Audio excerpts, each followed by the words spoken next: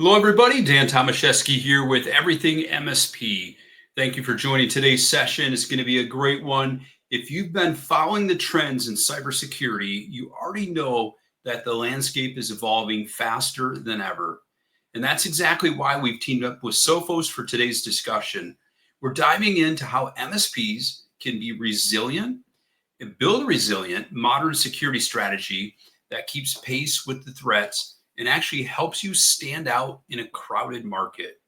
So before we dive in, I want to welcome Brittany Deaton, Senior Solutions Engineer from Sophos. Brittany, it's great to have you here. How are you doing today? Hey, Dan, it is so good to be here again with you. How are you? I'm doing awesome. It's great to see you and very excited for today's discussion. But before we get into all the scary stuff like 0 days and threat actors, we're going to start out on a lighter note. So I always love doing this just because, it catches my guests off guard. But what's something fun or totally non-work related that's happening with you lately? Oh, man. I'm on the East Coast, and so we got a lot of water recently, and my zinnias and sunflowers are amazing right now. I don't know if you Nice. garden at all, but man, it's like just so pretty in my front yard. I'm like looking outside, I see people passing by with their kids, and they are just like poking at the flowers, looking at them, and it is just making me so Yeah. happy right now. Yeah, that water just brings those to life, doesn't it?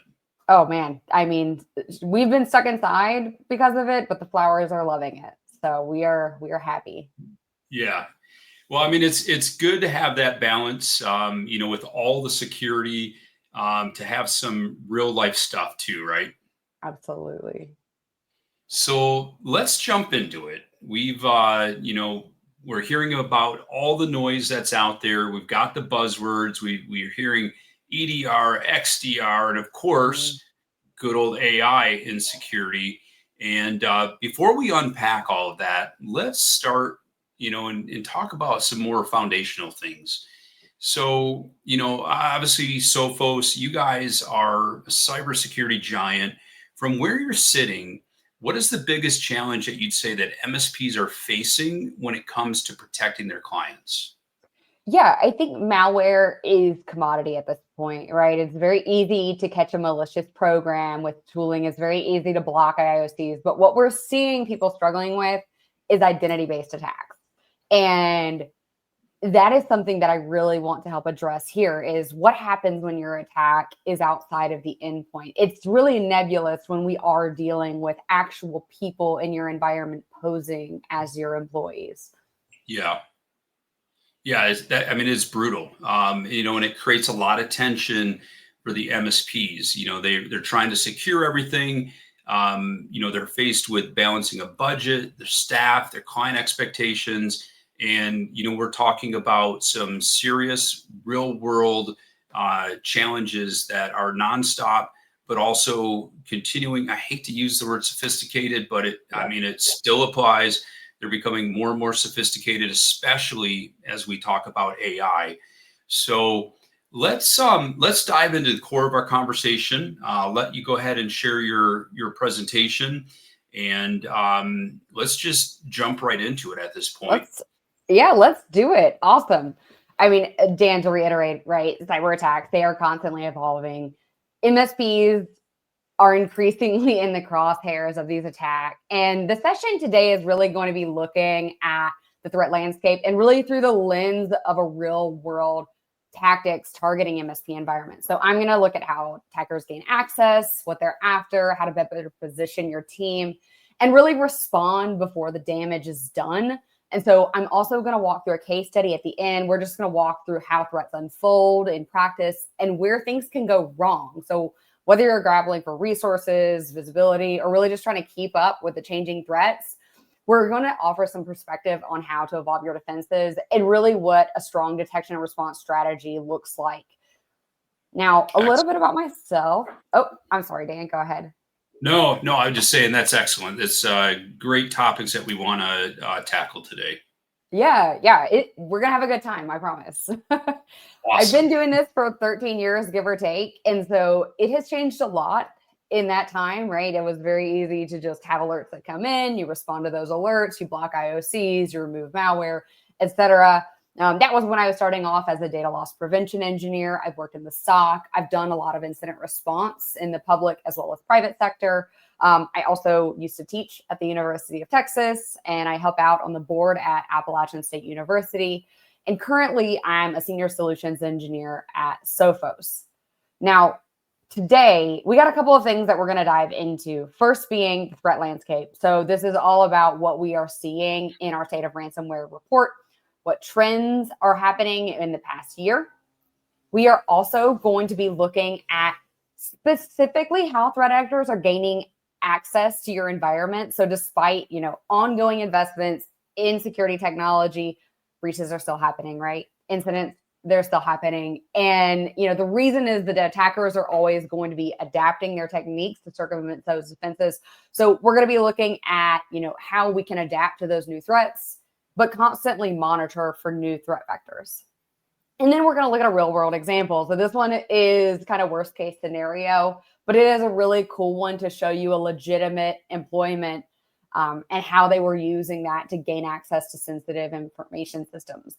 And then I'm going to talk about how you can take action. Okay. So as a partner, what you should do yourself and what you should potentially have someone like an MDR provider do for you.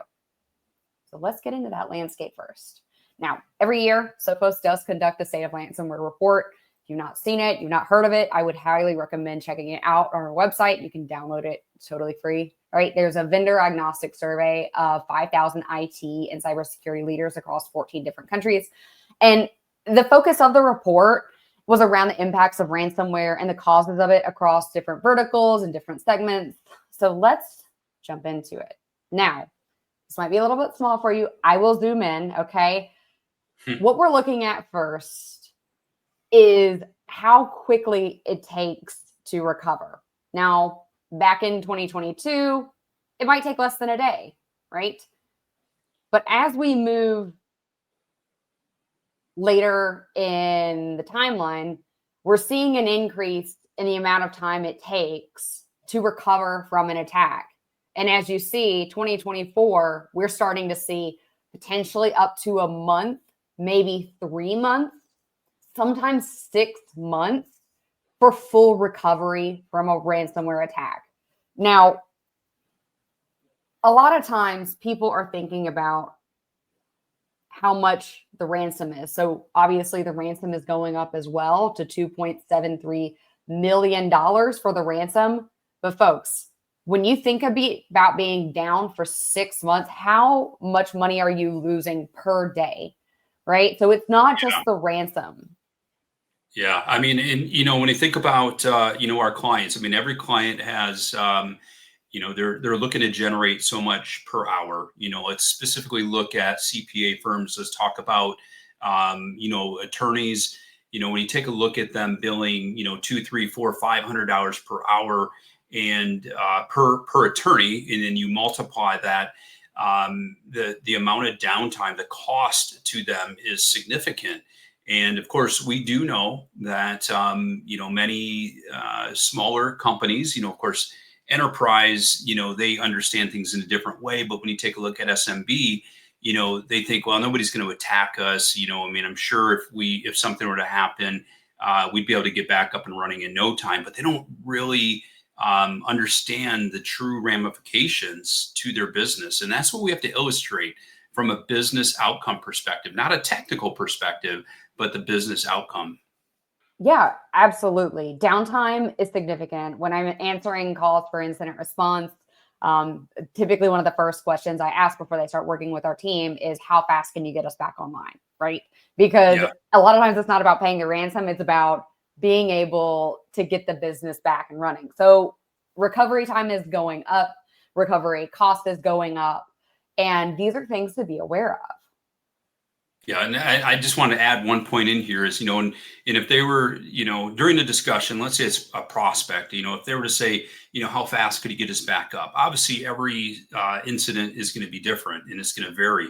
But, like if you were to throw out, it could be as little as 1 day, up to 6 months, they hear 1 day. right? They don't Yeah, hear anything else. They hear what they want to hear, and it's important that we properly illustrate that every attack, every incident can have different results.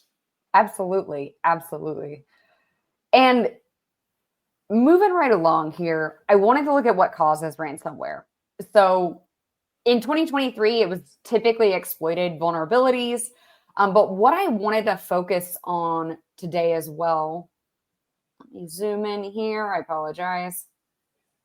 Is that we're seeing a significant amount of compromised credentials, malicious email, as well as phishing attacks, aiding to that initial access vector. Okay.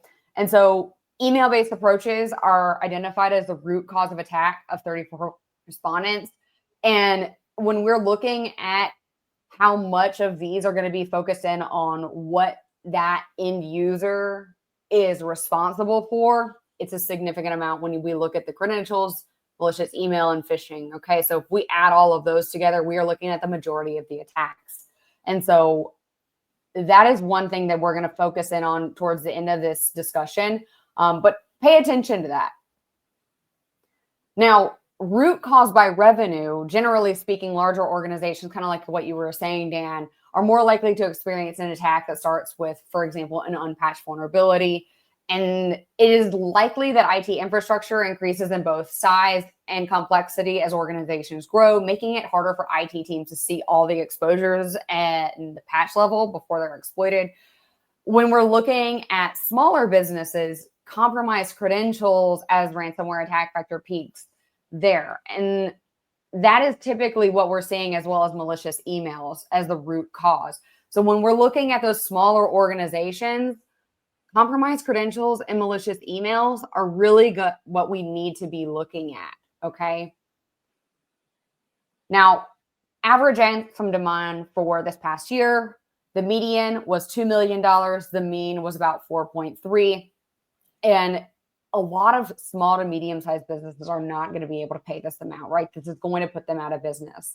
And so these are really terrible statistics. I certainly don't want to hone on this as much as why are these still happening? Like, we are throwing so much money at cybersecurity. Why do breaches still happen? We're seeing more security spend now than ever. So why are attackers successful? Well, a couple of reasons are that, one, we have limited resources. Okay. Folks are understaffed. Even MSPs can be understaffed, right? They've got a lot of noisy alerts. Okay. So the average number of tools that our MSPs are managing, around 43 in their stack, which is insane to think about, right? There's so many alerts that are generated that are noise in these tools, and you have to sift out what's legitimate and what's not. As I said before, like back in the day, you had a SOC and there were just security analysts, maybe incident responders. But as we are seeing now, the normal SOC is not going to have just analysts, but you have a whole threat intel team. You have an entirely separate threat hunting team. You have detection engineers. Those are all subsets of your SOC that you need to have in order to make sure that you have the appropriate skills needed to fill in those gaps. And if you don't, then you're potentially missing pieces of the puzzle. And we're seeing a significant amount of unpatched vulnerabilities, right? These things are coming out faster than we have the ability to patch them. And it's very difficult to manage all of these at once. And unfortunately, attackers are not breaking in, all right? They are logging in. Now, you know how I was talking about at the beginning about ransomware is ultimately going to be at the very end of the security event. But we're trying to make sure that we are catching them way before this happens, right? And so we want to catch them at this phase when they're logging in, okay? So compromised credentials, email attacks, those were those initial access vectors of those small to medium-sized businesses. That's really what I want to focus on today, is catching them as they're breaking in with your logins. Okay, so if we can catch them at the infancy of the attack, we have a much better chance of avoiding those ransoms altogether. So what I want to do today is give you a playbook for how to catch, how to investigate, and how to respond to a business email compromise. And this, I just want to jump in and just say this is just mind blowing, because, as we have always taken a look at just, those legacy, methods such as malware and so on, Mhm. just when you take a look at, session takeovers, when you take a look at, MFA, bypassing MFA, all the things that we had been talking about as far as, again, let's take a look at two-factor. We're putting this in place, Mhm. Mr. or Mrs. Client, because this is what's going to help protect you. This is just another example of how the sophistication, that bad actors are continuing to, step up their game. And whatever we've had in place, yesterday is not going to be what's going to help us today and tomorrow. Yeah, absolutely. And the reason why I wanted to cover, for example, the business email compromise is that a lot of folks are probably using Microsoft 365. Right. And your email is not just attached to your email. Your email that you're logging in to is potentially connected to all of your software that is as a service. And so I know a lot of times people get phishing confused with the business email compromise. And phishing can lead to business email compromise, but it might not, right? Phishing means that Yeah. a malicious email was sent to your organization, either, asking the user to download something, connecting back to a malicious website, or they may give you some type of form to put your credentials into something that looks legitimate.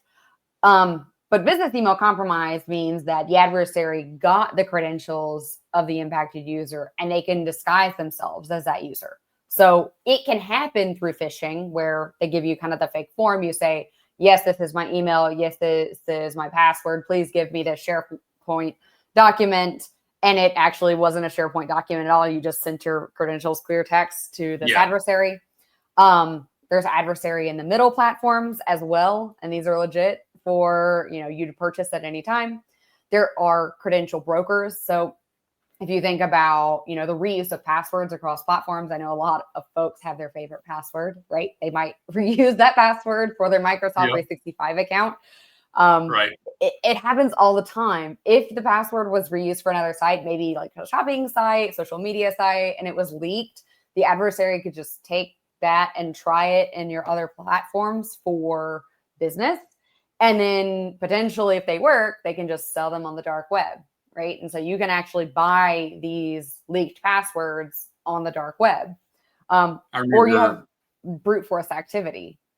Yeah, I remember a story several years ago of an MSP client that the CEO, he's a financial services organization, the CEO password had been leaked out on the dark web. And No. the password, it was for a personal use. And he was using his business email for a personal purpose. And the password that he used for this site is the same password that he used for all of his line of business software. And there were about 50 different Yeah. LOBs that he used it for. And so that's pretty scary stuff, right? Thank you for validating me because I know that it happens all the time. Yeah. And it's just like, what? How could it happen for me? And there's a lot of times there are leaks that happen that you won't know about. The haveibeenpwned.com is a good website. You can put in your email Yeah. address or whatever your username is, and you can see if you've been pwned. But yeah, a lot of people just reuse passwords, and it's very easy to just sell them on the dark web.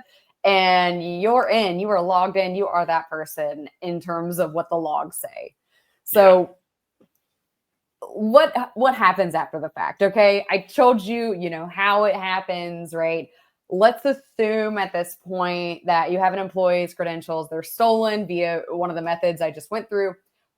What is that threat actor going to do? So I got a list of things that they're going to do, and I'm going to tell you why. First, delete all incoming emails. So if you're deleting or hiding the incoming emails, that attacker is going to prevent the legitimate user from seeing any weird emails that they sent out. or as well as alerts that are coming in. So think about things like, oh, security said unauthorized password. Maybe they asked you for a password reset request. Maybe they sent you a notification of unusual activity. If you just delete that stuff, you never get it, right? So the attacker can just say, don't let this user know that I'm in there. All of the security alerts that they're getting, just go ahead and delete those, go ahead and block them. They don't see any replies. They don't see any alerts. They're less likely to realize the account has been compromised and take corrective action, such as resetting the password. They can also forward all emails to the RSS subscriptions folder. Now, a lot of you probably do not even know that this exists. But by creating inbox rules that automatically move or forward emails that contain certain keywords, like maybe they are trying to use invoice or payment from you because they want you to pay them, or other phishing subjects, you can just go ahead and send it to the RSS subscription folder, which rarely are users going to check, right? They can just prevent you from seeing suspicious or targeted emails, right? So this is going to reduce their chances of getting caught or knowing that there's some type of fraudulent activity in the mailbox.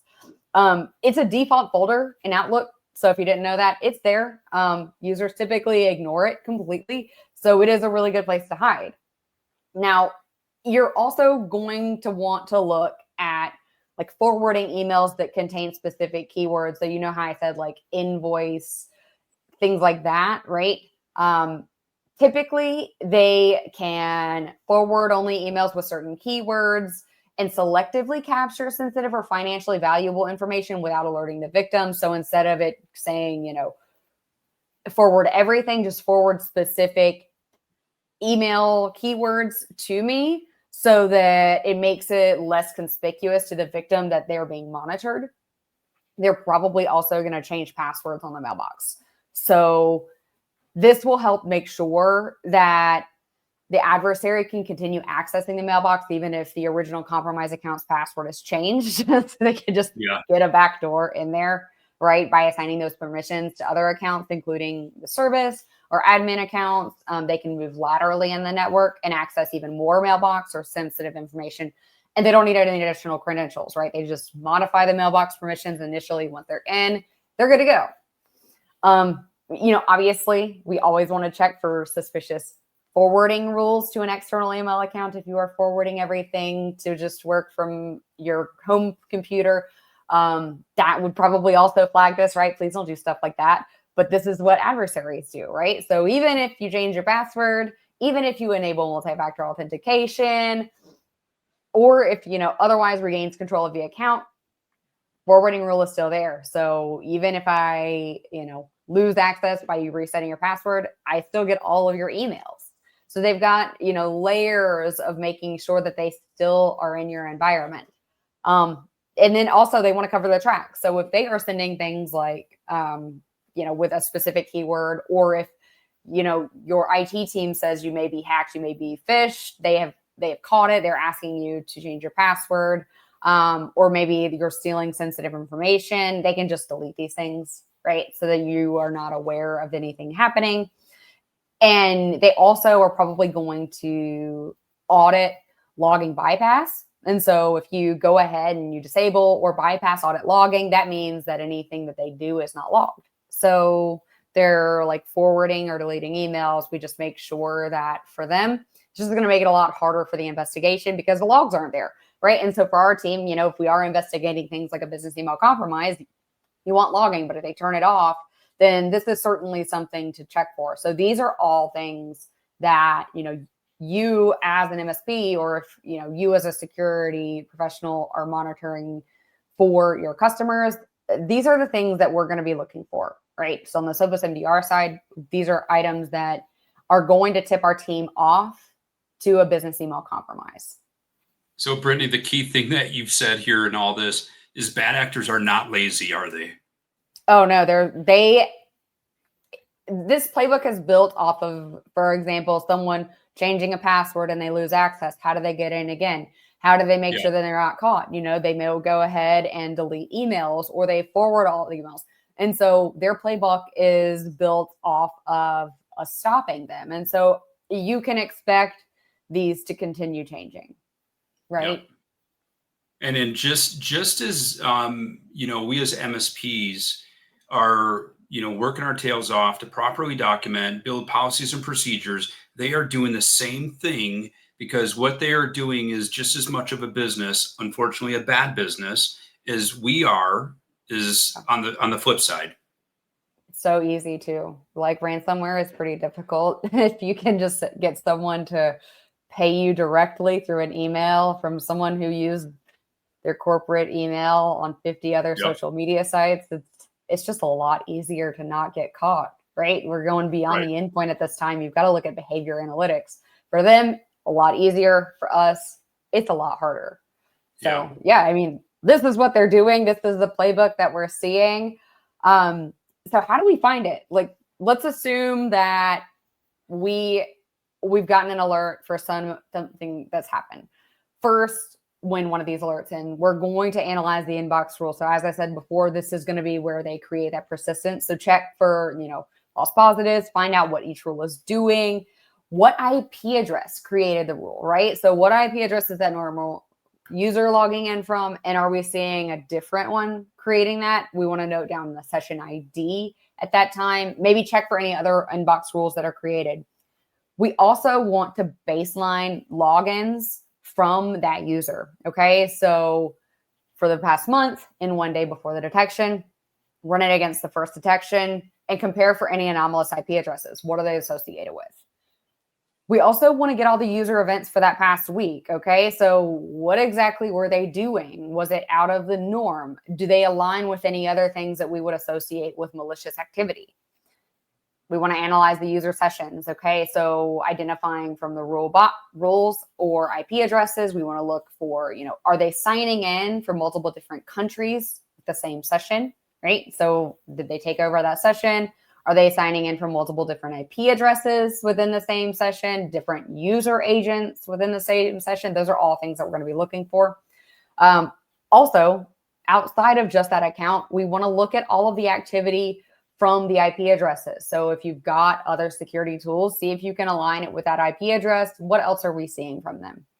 A lot of times, once they have access to that account, they might disable MFA, right? They may add authenticators, different phone numbers, because they've been able to bypass it. And so these are things that we want to look for. How many phone numbers and authentication methods do they have? When were they set up?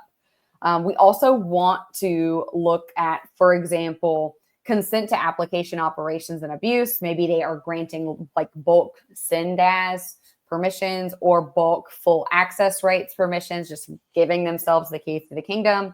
They might be checking in with legacy authentication. And we also want to see, again, like, are they using any other IP ranges across the board that are associated with this attack? So for example, if they compromise one user, is that IP address associated with another account takeover that we haven't noticed yet? And what do we do? Right? So this has happened. We have done our investigation and we're at a point where we want to be responding at this point. Okay. Now, this is by all means not a full remediation, because every single event is different. But obviously, you want to reset those compromised credentials, right?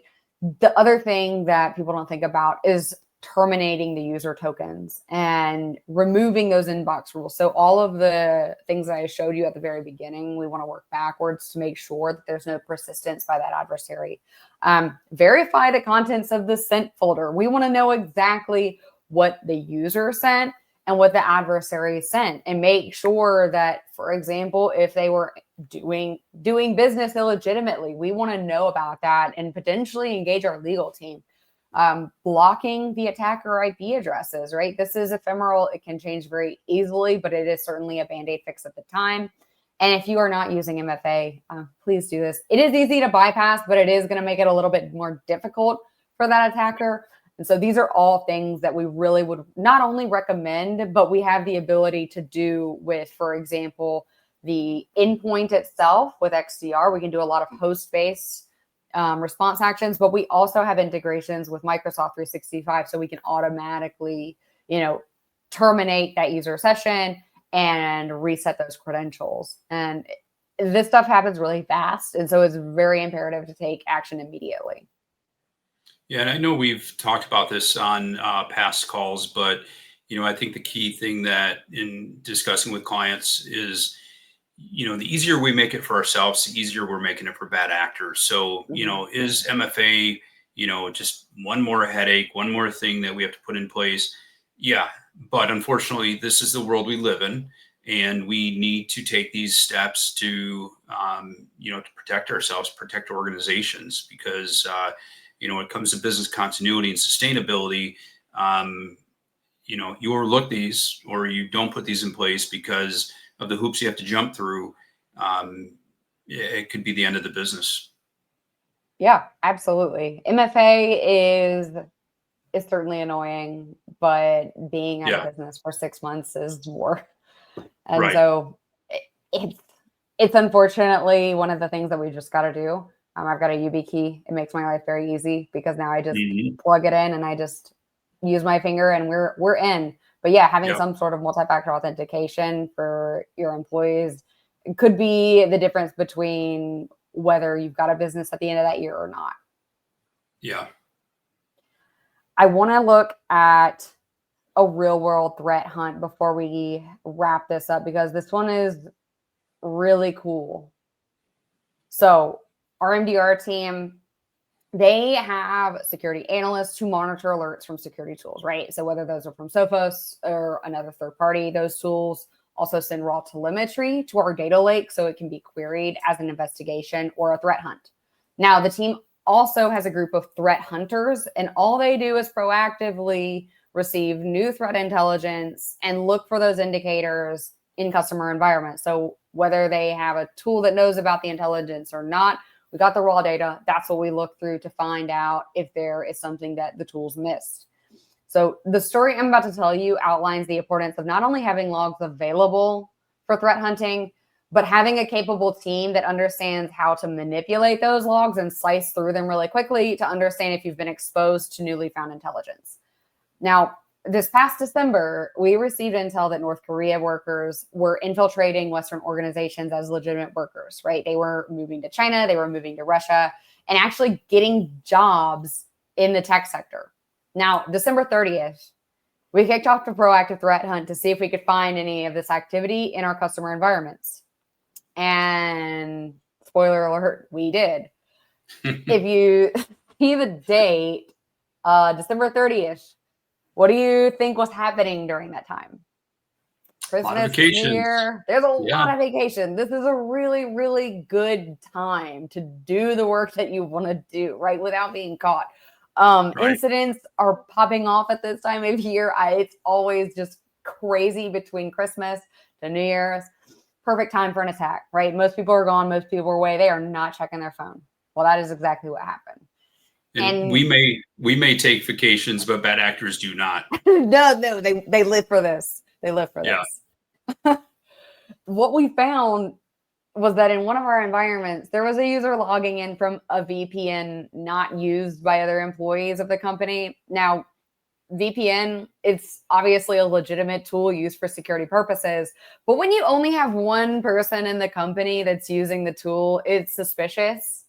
Now, saw a blocked login from a Microsoft 365 conditional access policy. They were logging in from Russia, and we actually found that this software developer was not actually legitimate, right? They were pretending to be a software developer. They were hired by this company for 6 months. So what we started doing was, and we're going to go through that playbook we went over a little bit earlier. We already said that this was an illegitimate user. They were not only hired by the company as a legitimate employee, but during this time, they had laterally moved and gained access to highly privileged access to the organization's AWS environment. So at this point, found that, hey, this guy actually is in Russia.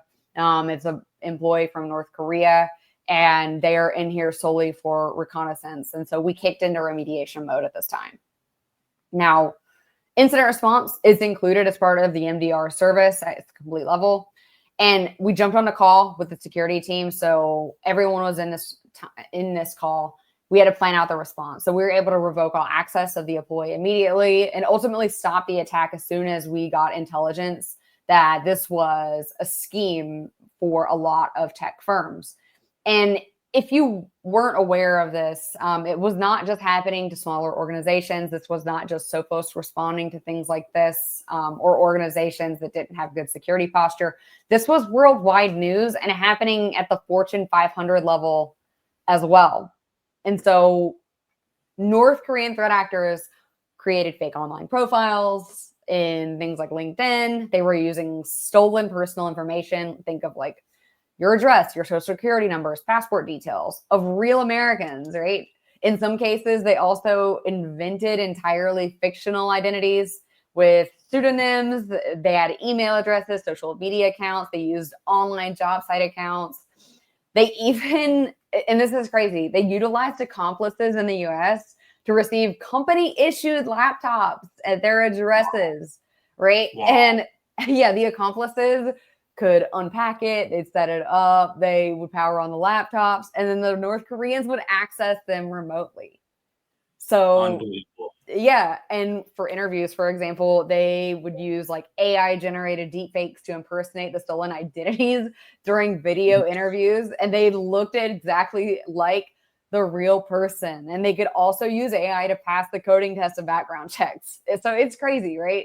They potentially created like fake staffing firms or web design agencies to pose as legitimate people, and they never knew. So I mean, when we talk about sophistication, I mean, this is like the epitome of that. I mean, this is going beyond a level that, this is like a movie. This is a movie. this should be a movie. It's really It should cool. be. I mean, it's terrible, but Yeah, guys, this is what we're up against. yeah, I mean, it's as simple as a VPN login at this point, right? right. And so yeah, we literally had it in our environment and we were able to respond to it. So identity-based attacks, guys, like whether they are hired for your company or they're logging in, this is certainly something that the rise of remote work has made a lot easier to go undetected. Right. So scary stuff. But look, I want to talk about kind of the takeaways and how we can action these types of attacks. Like the threats that we went through today, they're not as simple as blocking malware, right? Endpoint protection is not going to catch this stuff. Katie Nichols, the director of threat intelligence at Red Canary, said identity is the new perimeter. I could not agree with that more, right? When a user has legitimate credentials, we need to be looking way beyond the endpoint at this point to understand the behavior of the adversary. So the behavior expected or not, and work backwards from there. It's a lot to manage. So, ultimately, as an MSP, what's reasonable to manage and what should you partner for when you're trying to stay on top of threats like these? We broke it down here for what we typically see with our MSPs and how we broker that relationship. If you guys want to own your zero awareness training, IT support, patch management, deployment of those security tools, that's typically what we see. But when you talk about things like being available 24/7, as we saw in the case, it was December 30th. Who was working in the middle of the night, December 30th, in between Christmas and New Year's, right? Right. And who wants to respond to the incident when that happens? Having someone who can do that for you, it's a big perk, as well as threat intelligence. Like the tools only know what you tell them. And so unless you've got feeds that are constantly giving you new and emerging threats and trends and really what you should be looking out for, the tools are not going to be constantly updating those detections to catch them, as well as how to prioritize vulnerabilities. So, ultimately, we have the ability to take, whatever tooling you have, doesn't matter whether you want to bring our endpoint in, you want to use Defender, you want to use another vendor, doesn't matter. Bring your productivity suite logs from Microsoft 365 or G Suite. Bring your firewall logs, your identity logs. We store all that data for you, respond proactive to alerts. And for example, the threat hunt that we did where none of the tools were detecting this, those are also things that we include just to keep you ahead of even the most sophisticated attacks that we're seeing. So that's all I got for you, Dan. I really appreciate you letting me jump in with you today. No, I appreciate it. And, and a couple things I wanted to mention. Anybody looking to learn more about Sophos, one of the key things that you can look for is go to sophos.com. And, the other thing too is if you are on the everythingmsp.com website, you can certainly take a look at search for Sophos, learn more about Sophos directly right there. Now, I had last week a very exciting opportunity. You have a newer CEO. Joe Levy is the CEO of Sophos, but he's been the CTO of Sophos for quite some time before that. But also Scott Barlow. Scott is, I want to make sure I get his title right here. Chief Evangelist. Yes, Chief Evangelist. And knower of all things. Exactly. So one of the things, we were talking about, looking for threats. We were talking about, just everything involved that it takes. You guys have a very large, threat, product offering. So we're talking about from A to Z. But a couple of things that jumped out at me was when you take a look at two things. One, there are no minimums, and also it is month to month for the services that you guys offer. So that's one unique thing that that the guys brought up, and I wanted to bring that up.